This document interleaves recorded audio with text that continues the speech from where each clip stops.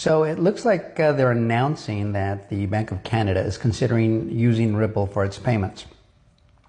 When I hear this, what it tells me is that they've already been using it, they've proven it, and they just want to seem cautious.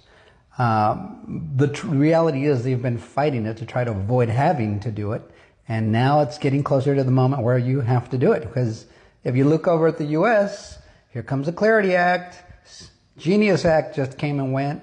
So stablecoins are a thing now. Tech companies are applying for bank charters and Fed master accounts. That tokenization and blockchain is the name of the game now. And so, they're considering using Ripple. And so, in my opinion, I mean, this is from Ripple Swell North America 2020. So they announced that even then in 2020, they were already working on this. And so now it's just, they saw what was coming on its way, right? And here we are. 5 years later, don't you think they're ready? Yes, they're already ready. All the banks are ready. All those non-disclosure agreements. Remember, there are 1,700 non-disclosure agreements with Ripple currently, and they have not expired. Well, who the heck else would they be with other than financial institutions? Most likely some of the largest. So the network is set. XRP itself declared not a security. It is the only digital asset with legal regulatory clarity right now. Not Bitcoin, not Ethereum. It's XRP. Why? Because of that fraudulent lawsuit from the SEC that Ripple won.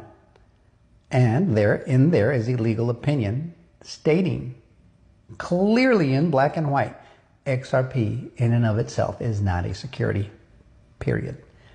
So if you're going to consider Ripple for payments, you're going to run it on the XRP ledger, which requires XRP. That's as simple as that. But let's hear it from her words. Let me know what you think in the comments. Like, share, subscribe, and bookmark. We'll see you on the next one. Until next time, adios amigos. And in fact, the Bank of Canada is working on projects to build the capability for that central bank digital currency. Although they're not going to issue that currency as yet, when the need arises to issue it, they want to be ready. So we're working closely with them on that specifically.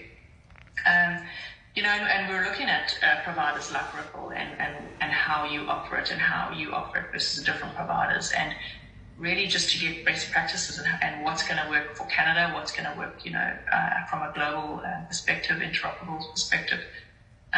So it's something that underpins, I would say it's an undercurrent to our current more active modernization projects.